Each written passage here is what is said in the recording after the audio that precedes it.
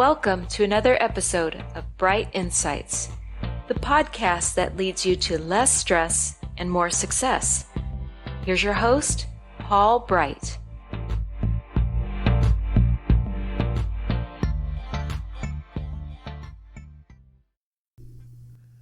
Ladies and gentlemen, welcome to another episode of Bright Insights. I am your host, Paul Bright. The bottom line up front is you can still give and get through this. You can still give and get through this. We're still in the middle of this coronavirus crisis, COVID-19. I'm not even going to issue out the numbers as of the recording date. They're too grim. They're too grim, yet at the same time, in microcosms of our communities, they're also hopeful. There is some flattening of the curve. There are tests coming out. There are things that are making this easier because people are catching on and they're doing the right thing. Companies are figuring out ways to keep people employed at some level. Yes, there are some small businesses that have closed. There are some organizations that have had to cut back and close out vacated spots. But companies are figuring it out. Businesses are figuring it out. Leaders are figuring it out, and they're catching a rhythm of what they're anticipating will be close to the new normal or something that you're going to have to do again in the future if there's another spike. You know what else is really interesting about this is that despite the resources being squeezed and your personal space being squeezed, and even in some cases wondering if you're going to have full-time employment in a month, people are still giving. Even large corporations, neighborhoods, businesses are actually giving stuff away. Yes, they are. There's car insurance companies that are dropping rates because they realize the rates we're charging are for people who are commuting. And if they're not commuting, why should we charge them? Why should we charge them those rates? There's energy companies that are like, you know what? We're not going to shut anybody's power off while this is going on. You may still owe in the end, but we're not going to cut anybody's power off. We're not going to cut anybody's water off.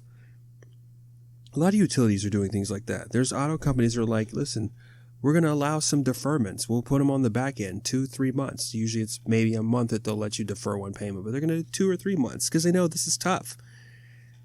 And this is great. There is some altruism to it. I know of small businesses around here that are finding, again, things for their employees to do to get paid and to stay occupied. They're giving away stuff. They're figuring out how to deliver. There's some altruism to it. People generally want to do nice things. But from a business perspective and leadership perspective, I look at it this way. This giving away is actually an investment. It's an investment and it's great marketing because it helps people not only retain the customers that they have, but attract new ones because we're all in the same boat. Everybody is suffering and being challenged by this virus. But we're all in the same boat. And so why not, with hopefulness getting out of this boat, start creating thicker bonds with the ones that you have and attracting people to say, you know what? I remember when this company gave stuff away. I remember when they did this and that. I want to go to them next. So even though you might be losing revenue yourself or may not even continue the business that you had, the things that you give away could be something as simple as expert advice.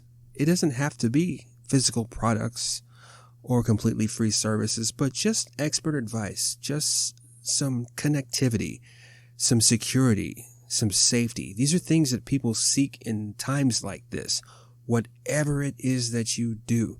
You can even let people in on the process of what you do, whatever service that you have. Those are things you can give away. You can give away your time. You can give away some of your money. You can give away almost anything connected to your business, but more importantly, the things you should give away should also be very personally connected to you. And the reason why I say this is because the heart of your business is still you. Even though you may not be actively branding your name, you are still branding your name with every move that you make. Even if you're not running your own business, you're not an entrepreneur, but maybe you're a manager, you're still branding your name. You still stand out amongst the leaders when you are the first to come out and say, here's what I can do for our people, you are still branding your name. And when you come back, when everything gets back to some different kind of normal, but it's back to closer to what it used to be, and your name is attached, people see through those tough times and see that you started and cared about those relationships or maintained the ones, and it will ultimately benefit you in the end. And let's be honest, we don't have a timeline on when this crisis will completely end, but it sure has changed the way we look at things. Regardless, though, we will get through this. And if big companies can see that, then so can you. And when everything gets to that place where we can rebuild and revamp, those relationships are going to pay off because you're going to have a lot less stress trying to create something between you and a new customer or you and a new partner. And a lot more success because they're going to be alongside you through thick and thin, just like you were. Until next time.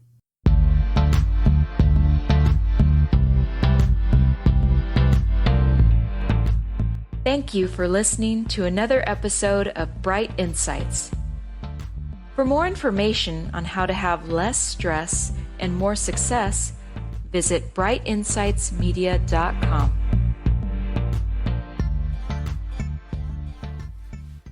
If you enjoyed this episode in particular, or the Bright Insights podcast overall, subscribe and share with your friends. That gives us a little more visibility. And with that, we can all have less stress and more success.